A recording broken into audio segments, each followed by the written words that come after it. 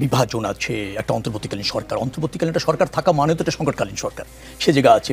পতিত ফ্যাসিবাদী শক্তি একটা অংশ দেশের বাইরে চলে গিয়েছেন, পালিয়ে গিয়েছেন, আরেকটা অংশ দেশে থেকেই ষড়যন্ত্র করছেন। এবং ধরেন আঞ্চলিক আন্তর্জাতিক যে শক্তিগুলি আছে যারা বাংলাদেশের কর্তৃত্ববাদী অথবা আধিপত্যবাদী প্রতিষ্ঠিত করতে চায়, তারা সক্রিয় আছেন। তো এখানে জনগণের ঐক্য এবং জনগণের ক্ষমতায়নটা খুব দরকার, এবং জনগণকে জাতীয় স্বার্থে ঐক্যবদ্ধ থেকে লক্ষ্যে পৌঁছানোর জন্য রাজনৈতিক দলগুলির একটা ইতিবাচক ভূমিকা থাকা দরকার। সে ব্যাপারে তিনি কনসার্ন হতে বলেছেন। আমি একটা জায়গায় একটু বলি, জামাত ইসলামের আলোচক ভাই বলছিলেন যে দাবি করেছিল, দাবি করা কিন্তু কোনো রাজনৈতিক দলের অবদান না। রাজনৈতিক দলের অবদান হচ্ছে প্রতিষ্ঠিত করা অথবা কার্যকর করা। সেই জায়গা থেকে বলছে, হ্যাঁ বিএনপি খুব খারাপ রাজনৈতিক দল এখন বলা হচ্ছে, মানলাম, কিন্তু 2018 সালের নির্বাচনের সময়ও বিএনপি নিয়েও কিন্তু নির্বাচন করতে হয়েছে। এগুলি দ্বিচারিতা হয়। আরেকটা কথা একটু বলা দরকার, ইসলাম পূর্ণাঙ্গ জীবন বিধান, কিন্তু মনে রাখা দরকার পূর্ণাঙ্গ রাষ্ট্রবিধান না। পূর্ণাঙ্গ জীবন বিধান প্রতিষ্ঠা করার কাজ রাজনৈতিক দলের না। যারা ইসলাম বিশ্বাস করেন তার প্রত্যেকেরই দায়িত্ব হচ্ছে ইসলাম অনুসরণ করা এবং ইসলামের বিস্তৃত করা। এটা আমাদের মাথায় রাখতে হবে। আমি আরেকটা বলা বলি, এই ধরনের যে বললেন যে হ্যাঁ কোরআনের আঙ্গিকে আপনি করতে চান, কিন্তু এই যে পুঁজিবাদী অর্থ ব্যবস্থা, প্রচলিত ব্যাংক ব্যবস্থা, আন্তর্জাতিক সংস্থার ঋণ, দেশীয় ব্যাংকের ঋণ, যেভাবে আমাদের অর্থনীতি এবং ট্যাক্স কালেকশন হচ্ছে সেটা ইসলাম সম্মত, সে ব্যাপারে কিন্তু জামাত ইসলামের কোনো স্পষ্ট বক্তব্য নেই। আবার যদি গণতন্ত্র বলেন, আমাদের প্রচলিত বিচার ব্যবস্থার কথা যদি বলেন, সেখানে কিন্তু জামাত বলেছে যে আমরা এই বিচার ব্যবস্থা পরিবর্তন করতে চাই, এই সংস্কার করতে চাই, সংবিধানে এটার সাথে কোরআনের সাংঘর্ষিকতা আছে, এটার পরিবর্তন করতে চাই, বক্তব্য নেই। ভোটের সময় বলছে আপনি মুসলিম, আমাকে ভোট দেন, আনুকূল্য পাবেন, জান্নাত অবধারিত। শেখ রবিউল আলম কেন? কিন্তু গণতন্ত্র, জাতীয় স্বার্থ, আমি বলছি জোটবদ্ধ রাজনীতি বাংলাদেশের প্রয়োজন রয়েছে এবং তার অংশ সেটা ছিল। সব রাজনৈতিক দলের রাজনৈতিক অধিকার থাকুক, বহুদলীয় গণতন্ত্র তার অংশ, আমরা সেভাবেই তো ভেবেছি এবং সেভাবে সব ক্রিয়াশীল রাজনৈতিক দল ফাংশন করুক সেটা চেয়েছি। সমালোচনা হজম করছি, মানছি। আর যে সমালোচনা জননেতা তারেক রহমান আজকে উত্তর দিয়েছেন সেটা ইতিবাচক সমালোচনা। কারণ আপনি শুধু দায় চাপাবেন কিন্তু দায় নিবেন না, সেটা রাজনীতি না। যেমন ধরেন ৭১ তো আমরা জামাতকে দেখেছি, শুধু ৭১ কেন দেখবো, গত ৫৩ বছর ধরে তো দেখছি তাদের রাজনীতি, তাদের দর্শন, রাষ্ট্র ব্যবস্থাপনায় তাদের কতটুকু অংশগ্রহণ, কতটুকু তাদের অননীয় আছে, সে বিষয়ে তো আমাদেরও জানার প্রয়োজন আছে, জাতির জানার প্রয়োজন আছে। আপনি যদি বলেন ৫৩ বছর কেন দেখবো, প্রায় ৮৪ বছর ধরে দেখছি জামাত ইসলামের প্রতিষ্ঠার পর থেকে। তো সেগুলি কি উল্লেখযোগ্য কোনো অবদান বা কন্ট্রিবিউশন স্বাধীনতার পর এদেশে জামাত ইসলামের ছিল কি, সে প্রশ্ন তো আমরাও করতে পারি। আগামীতে যারা কি করতে চায় সে বিষয়ে তো স্পষ্ট বক্তব্য চাইতে পারি। সেই জায়গা থেকে ইতিবাচকভাবে তিনি বলেছেন। এবং আমরা এটাও বলতে চেয়েছি যে রাজনীতিতে প্রতিযোগিতা আছে, বহুত্ববাদের প্রয়োজন আছে, কিন্তু ফ্যাসিবাদ বা একক কর্তৃত্ব, একক আদর্শ শিরোধার্য এভাবে যারা ভাবছেন তারা মনে করেন যে জন আকাঙ্ক্ষা ধারণ করে রাজনীতি করছেন না।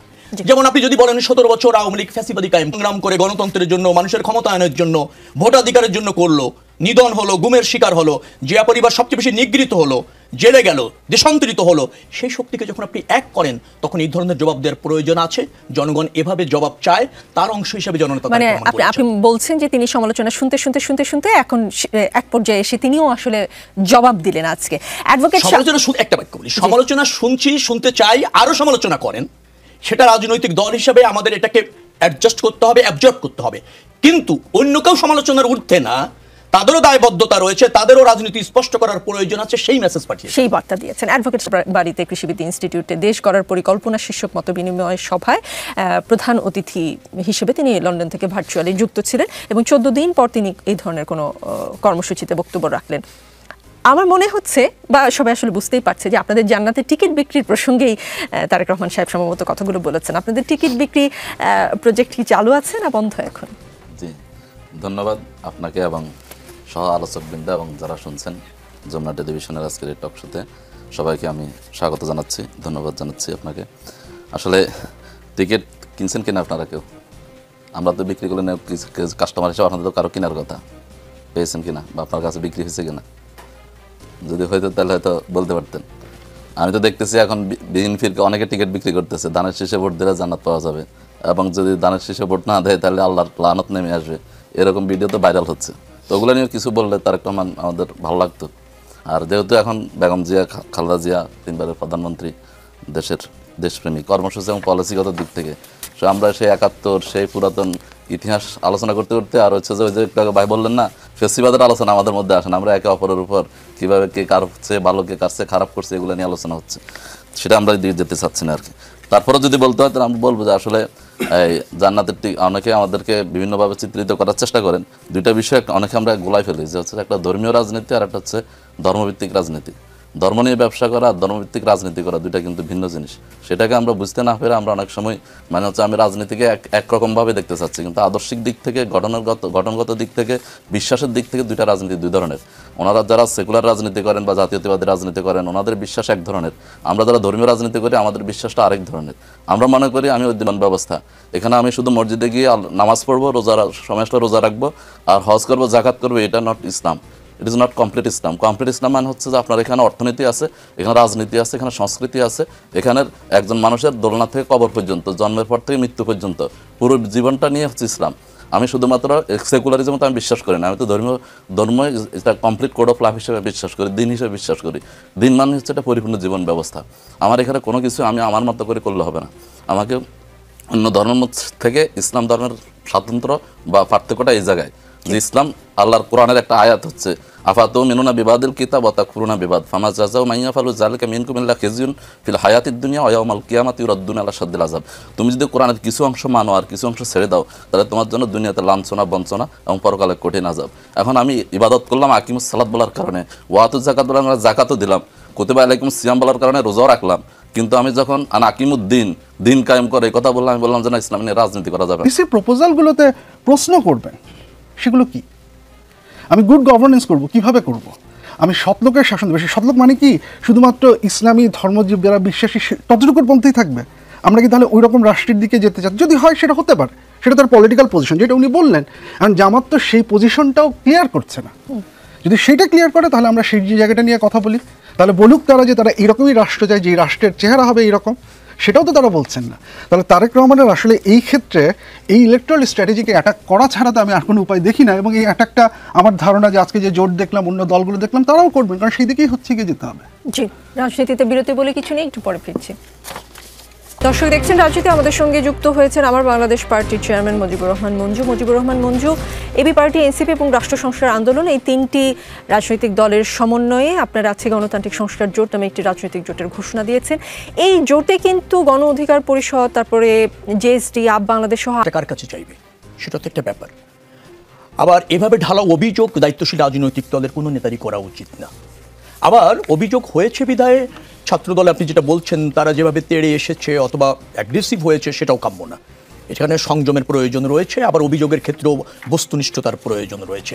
যদি এমন হয় ওই এলাকার সকল উন্নয়ন ফুয়াদ সাহেব করেন, এই ধরনের মার্কেটিংও যদি তিনি করে থাকেন, সেটাও কিন্তু ওই এলাকার দায়িত্বশীল বিএনপি বা অন্যান্য রাজনৈতিক দলের কর্তৃত্বকে চ্যালেঞ্জ করা হয় বা জনগণের প্রতি। আমরা মনে করি যে ইসি নিরপেক্ষভাবে কাজ করা উচিত, যেহেতু এখন ইসি হচ্ছে রেফারির ভূমিকায় থাকা উচিত, যাতে সবাই খেলবে, সেটা মসৃণ মাঠ থাকে, সমান সুযোগ সুবিধা থাকে, কোনো দিকে আস্থার সংকট যেন তৈরি না হয়, সেভাবে ইসি ভূমিকা রাখবে, এটা আমরা আশা করি। কোনো দলের পক্ষ হয়ে যেন এর আগের পূর্ববর্তী ইসিরা যে ভূমিকা রেখেছিলেন তাদের যে পরিণতি হয়েছে আমরা দেখেছি ইতিমধ্যে বিভিন্ন ইয়েগুলোতে, মিডিয়াতে সেটা প্রদর্শিত হয়েছে।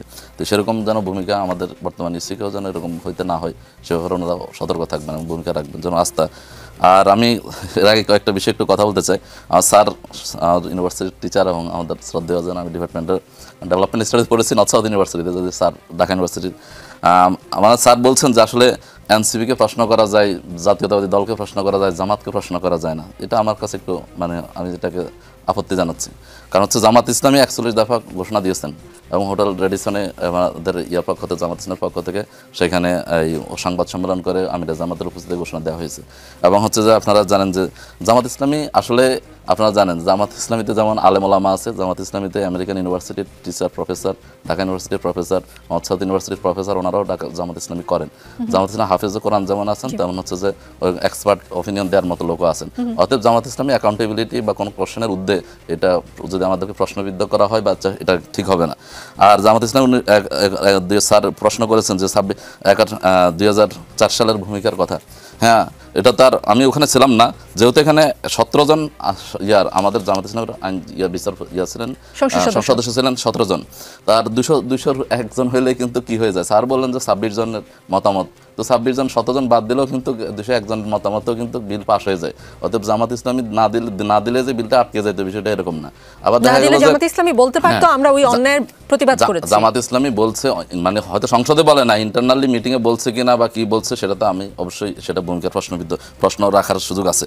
কিন্তু স্যার এটা বলতে পারতেন, পাশাপাশি 91 সালে কিন্তু জামাত ইসলামী কিন্তু যে নিঃশর্ত দিয়েছেন, সাপোর্ট দিয়েছেন আমাদের আছে জনাব তারেক রহমান জামাতকে 1971 সাল দিয়ে দেখতে বলছেন, জামাত ইসলামী কিন্তু 1991 সাল দিয়েও দেখা যায়। জামাত ইসলামের 18 জন যারা জামাত ইসলামকে নিয়ে প্রশ্ন করেন এবং বলেন যে বিএনপির সমর্থন ছাড়া জামাত ইসলামী চলতে পারে না, যা পাইছে জামাত বিএনপির সমর্থন পেয়েছে। 91 সালে জামাত এককভাবে নির্বাচন করে 18টা আসন পেয়েছে, আর 2001 সালে জোট করে নির্বাচন করে 17টা আসন পেয়েছে, বরঞ্চ একটা কম পেয়েছে। অতএব জামাত ইসলামের সক্ষমতা বিএনপির উপর নির্ভর করে, বিষয়টা এরকম না। তো ওই 91 আসনে জামাত ইসলামী 18টা সংসদ সদস্য পূর্ণ সমর্থন দিয়েছেন, বিনিময়ে কিছু নেন নাই, মন্ত্রী বলেন বলেন কিছু নেন নাই, সংস্কার সাপোর্ট দিয়েছেন সরকার গঠন করার জন্য, সরকার গঠন করেছেন।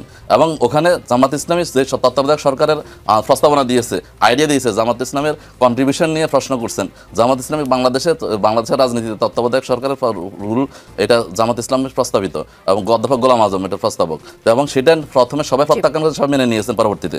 তাহলে সেই দিন কিন্তু জামাত ইসলামী এই 91 সালে তত্ত্বাবধায়কের জন্য আন্দোলন করে সবাই তখন তত্ত্বাবধায়কের মাধ্যমে নির্বাচন করে ক্ষমতায় আসলেন। ক্ষমতায় আসার পর কিন্তু সেই তত্ত্বাবধায়ক আবার বাতিল করেছেন। জামাত কিন্তু তখন সেটা প্রতিবাদ করে, জামাত ইসলামী কিন্তু আন্দোলন করেছে এবং জামাতের সাথে বিএনপির বিরুদ্ধে সেই জায়গায় জামাত সেটা প্রতিবাদ করেছে, সেটা মেনে নেয় নাই, জফর রাজপথে গিয়েছে, তা ভূমিকা রেখেছে। অতএব জামাত ইসলামকে 71 সাল দিয়ে শুধু না দেখে জামাত ইসলাম 91 সাল দিয়ে দেখা উচিত, 2001 সাল দিয়ে দেখা উচিত, 2008 থেকে যে 24 পর্যন্ত যে ফাঁসিতে ঝুলার এবং আয়নাগর যে মানে ক্রসফায়ার গুম জোট ভাঙার জন্য, সেই জন্য জামাতের যে অবদান আছে সেগুলো দিয়েও দেখা উচিত, শুধুমাত্র একদিকে ঠেলে না দিয়ে ওনাদের নিজেদেরকেও দেখতে হবে। জি, ডক্টর আসিফ শাহান, টিআইবি নির্বাহী পরিচালক ইফতেখারুজ্জামান বলেছেন এই সরকারের সময় আরও কঠোরভাবে দুর্নীতির বিরুদ্ধে অবস্থান নেওয়ার সম্ভাবনা ছিল, সেক্ষেত্রে তারা ব্যর্থ হয়েছে, এটা অস্বীকার করার উপায় নেই বলে তিনি মন্তব্য করেছেন। আজকে ইফতেখারুজ্জামানের এই মন্তব্যের সাথে আপনি একমত, দ্বিমত অথবা কোনোটাই নয়? এই ব্যাপারে আমার দ্বিমত নেই যে এই অন্তর্বর্তীকালীন সরকারের একটা উদাহরণ তৈরি করে যাওয়ার একটা অবস্থান ছিল, সেই উদাহরণটা তৈরি করার ক্ষেত্রে তারা অনেক ক্ষেত্রেই ব্যর্থ হয়েছেন। আপনি যদি টিআইবি ইফতেখারুজ্জামানের আরেকটা বক্তব্য দেখেন যে নারী বিষয়ক কমিশনের যে ব্যাপারটা, এবং এটা নিয়ে উনি শুধু হোয়াটসঅ্যাপে না, এটা নিয়ে উনি সরাসরি কথা বলেছেন, কিন্তু কেউ একজনও এটার পক্ষে কোনো একটা অবস্থান নেয়নি। আমি আসলে খুব আমি অপেক্ষা করছি যে কবে অন্তর্বর্তীকালীন সরকারের মেয়াদ শেষ হবে, এখানকার উপদেষ্টা যারা অধিকার কর্মী, রাইটস, এই সকল কিছু নিয়ে বিশাল বিশাল বক্তব্য দিতেন, তারা আবার যখন সিভিল সোসাইটিতে যুক্ত হয়ে আবার অধিকারের কথা বলবেন, তখন এই যে তারা যখন সরকারে ছিলেন তখন যে ভূমিকাটা তারা রেখেছিলেন সেটা তাদের মনে থাকে কিনা এবং সিভিল সোসাইটির গ্রুপ তাদেরকে সেই কোয়েশ্চেনটা করে কিনা, আমি সেটা দেখার জন্য খুব অধীর আগ্রহে অপেক্ষা করছি। আমি জাস্ট একটু যে কথাটা বলা হলো সেটা একটু অ্যাড করি। এখন দেখুন, ওই যে 14তম 14th অ্যামেন্ডমেন্ট, সেটা অন্যায় হয়েছে, এটা যদি আমরা এগ্রি করি, এখন একটা অন্যায় হয়েছে, আমি না হলেও অন্যায় হতো, আমি হলেও অন্যায় হতো, কাজেই আমি অন্যায় করেছি, এইটা যদি কোনো যুক্তি হয় আমার আসলে কিছু বলার নেই। কারণ আপনি যদি প্রিন্সিপাল স্ট্যান্স নিতে না পারেন কোনো একটা ব্যাপারে, তাহলে আসলে সত্যিকার অর্থে বলার কিছু নেই। আর এই যে বলা হয় যে ইন্টারনালি বলেছে, সমস্যা তো জামাত সবসময় ইন্টারনালি বলে যায়। 1971 সালের ব্যাপারেও আমরা শুনেছি যে প্রতিবাদগুলো তারা ইন্টারনালি করেছে, সেটা এই সাথে হয়েছে, কিন্তু সামনাসামনি কখনোই আমরা এই জিনিসপত্রগুলো দেখিনি। যেটা হচ্ছে যে আমি যদি বলি আমি ভিন্ন, 91 যেমন আমি দেখবো সেটা ঠিক আছে, 2001-এ গণতন্ত্রের জায়গায় যে সমস্যাটা হয়েছে সেক্ষেত্রে প্রিন্সিপাল স্ট্যান্সটা নেওয়া হয়েছিল কিনা সেটা দেখাটাও হচ্ছে গিয়ে দায়িত্বের মধ্যে পড়ে। কোনোটাকেই কিন্তু বাদ দিয়ে আমাদেরকে আরেকবার সুযোগ দিন সেই জায়গায় যাওয়া যায় না। জি, তাজনুভা, জোটের আত্মপ্রকাশের সংবাদ সম্মেলনে এনসিপির আহ্বায়ক এবং জোটেরও আহ্বায়ক নাহিদ ইসলাম বলেছেন, ঘোষিত গণতান্ত্রিক সংস্কার জোট শুধুমাত্র নির্বাচনী জোট নয়, বরং এটি একটি রাজনৈতিক জোট। এই জোট জাতীয় মর্যাদা এবং অর্থনৈতিক মুক্তির প্রশ্নকে সামনে রেখে ঐক্যবদ্ধ হয়েছে। এই জোট আগামী জাতীয় সংসদ নির্বাচনে অংশগ্রহণ করবে এবং অর্থনৈতিক মুক্তির যাত্রাকে অব্যাহত রাখার জন্য কাজ করবে। জাতীয় মর্যাদা এবং অর্থনৈতিক মুক্তির প্রশ্নে আগামী নির্বাচনকে সামনে রেখে আসলে কনক্রিট প্ল্যানটা কি আপনাদের? কনক্রিট প্ল্যান বলতে গেলে অনেক বড়ভাবে বলা যায়। আমি যদি মোটা দাগে বলি, আমাদের মূল সমস্যাটা আসলে আপনি যদি দেখেন বৈষম্য। এখানে ধনীরা অনেক ধনী, গরিবরা অনেক গরিব, এবং গত কয়েক দশকে এটাই সবচেয়ে বেশি, এই জুলাইয়ের ক্ষোভটা এই কোটার জন্য না, এই ক্ষোভ থেকেই কিন্তু মানুষ রাস্তায় নেমেছিল। এবং আমাদের এখানে যারা ব্যাংকগুলোর মালিক তারাই পলিসি মেকার এবং তাদের কোনো জবাবদিহিতা নাই। এই যে নির্বাচন কমিশনারদের পুরনোদেরকে দেখে যে নতুনরা ভালো হয়ে যাবে, কোনো দোষ করবে না, এটার কি গ্যারেন্টি? জেল হলেও কি না হলেও কি, তারা যা করার তা তো করে চলে গেছে। এখনকার দুদক কি কোনো ক্ষমতাসীন দুর্নীতিবাজকে প্রশ্ন করতে পারে কিনা, ধরতে পারে কিনা, আমার প্রশ্ন সেখানে। পালায় যাওয়ার পরে সে কি করলো এটা নিয়ে তো আমার কোনো মানে মাথা ব্যথা নাই, এটা দিল, এটা প্রতীকী আমার কাছে। সো সেমভাবে আপনি যখন পলিসি মেকারদেরকে আপনি যদি জবাবদিহিতার মধ্যে না আনেন এবং শ্রমের মূল্য, কৃষকের ঘামের মূল্য, খুব সুন্দর সুন্দর কথা আমরা বক্তৃতায় বলি, এই যে সয়াবিন তেলের দাম 9 টাকা মানে এক ধাপে বেড়ে গেল, ইভেন উপদেষ্টা স্বয়ং অবাক যে তাদের আদেশ ছাড়া সিন্ডিকেট এটা বাড়িয়ে দিয়েছে।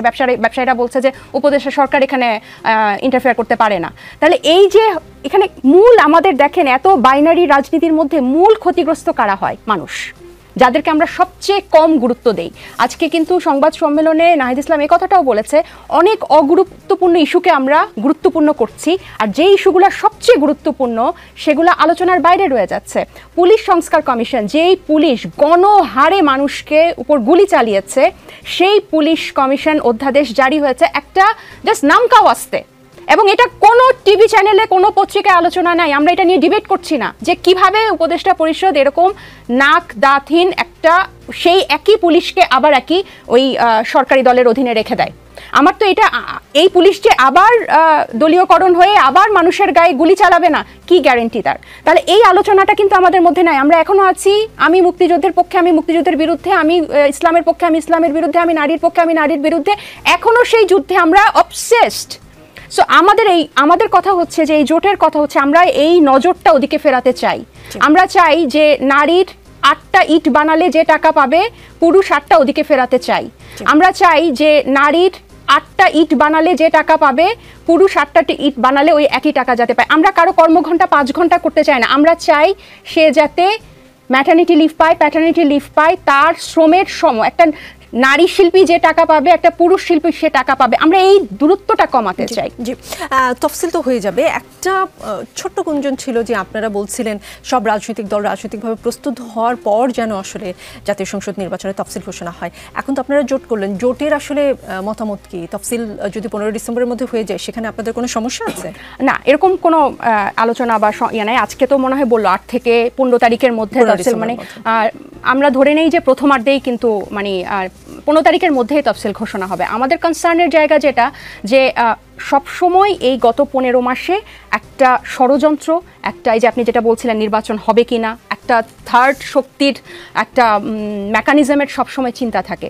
সো আমরা যারা এখন নির্বাচনমুখী, আমাদের কথা হচ্ছে ইসি যাতে এটা মেক শিওর করে যে এরকম যাতে কোনো কিছু না হয়, যে কোনো উসিলায় যাতে আবার এটা প্রশ্নবিদ্ধ না হয়। আমরা জাস্ট কনসার্নটা জানিয়েছি। জি, ডক্টর শাহান, হিন্দুস্তান টাইমসের লিডারশিপ সামিটে সাংবাদিকদের এক প্রশ্নের জবাবে ভারতের পররাষ্ট্রমন্ত্রী এস জয়শঙ্কর বলেছেন তিনি একটা বিশেষ পরিস্থিতিতে এখানে এসেছিলেন। আমি মনে করি সেই পরিস্থিতির স্পষ্ট প্রভাব এই ঘটনার উপর ছিল, মানে ভারতে আশ্রয় নেওয়ার উপর ছিল। আবার শেষ পর্যন্ত সিদ্ধান্তটা তাকে নিজেকেই নিতে হবে। শেখ হাসিনাকে বাংলাদেশের কাছে ফেরত দিবে না জয়শঙ্করের বক্তব্যে এমন কোনো ইঙ্গিত কি স্পষ্ট হলো কিনা? আমার কাছে তো সেটাই মনে হয়। আমার কাছে উনি যখন দায়িত্বটা ওনার ঘাড়ে ঠেলে দিচ্ছেন, কারণ এখান থেকে যখন বারবার প্রেশার ক্রিয়েট করা হচ্ছে, একটা মামলা রায় হয়েছে সেই অনুযায়ী যখন হচ্ছে একটা ডিমান্ড প্রেস করা হচ্ছে, উনি যখন এরকম একটা বক্তব্য দিচ্ছেন, তাহলে এটা মোটামুটি ক্লিয়ার যে হচ্ছে কি তারা এখন পর্যন্ত এই জায়গায় বা যে পরিমাণ চাপ তাদের উপর প্রয়োগ করা হচ্ছে সেটা আসলে এমন কোনো ধরনের পজিটিভ চেঞ্জ অ্যাটলিস্ট তাকে হস্তান্তরের ক্ষেত্রে আনতে পেরেছে বলে মনে হচ্ছে না। সো ওই জায়গাটাতেই আছে। শেখ রবিউল আলম আজকে বিএনপি ভারপ্রাপ্ত চেয়ারম্যান, তার বক্তব্যে আরেকটা কথা বলেছেন যে কঠিন সময় অপেক্ষা করছে বাংলাদেশের জন্য, বিভিন্ন জায়গায় বিভিন্নভাবে ষড়যন্ত্র হচ্ছে, এই ষড়যন্ত্র রুখে দিতে পারে কেবল জনগণ ও গণতন্ত্র। তিনি আসলে কোন কঠিন সময়ের ইঙ্গিত দিলেন? কোন কঠিন সময়? একটা সংকটের মধ্যে তো আমরা আছি।